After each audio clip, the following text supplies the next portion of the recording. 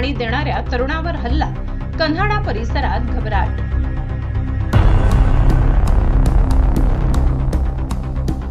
विसरवाडीपासून जवळच असलेल्या कन्हाडा गावात 2 बिबट्यांनी एका तरुणावर हल्ला केल्याची धक्कादायक घटना घडली असून यामुळे संपूर्ण परिसरात दहशतीचे वातावरण पसरले आहे।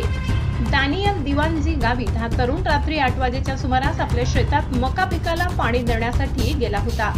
शेतातील मोटर सुरू करण्यासाठी तो पेटीजवळ गेला असता अचानक मक्याच्या पिकातून 2 बिबटे बाहेर आले आणि त्यांनी दानियलवर झडप घातली। या भीषण हल्ल्यात बिबट्यांनी त्याच्या हातावर आणि पाठीवर गंभीर जखमा केल्या।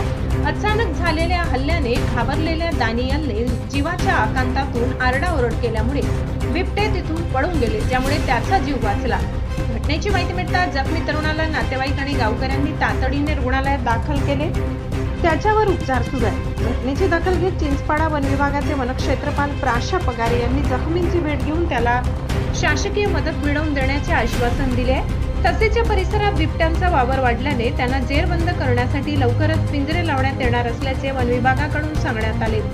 विसरवाडी पोलीस प्रशासनानेही या घटनेची नोंद घेतली असून शेतात जाताना नागरिकांनी सतर्क राहण्याचे आवाहन करण्यात आले। ब्युरो रिपोर्ट, नवापूर गर्जना न्यूज चॅनल नेटवर्क।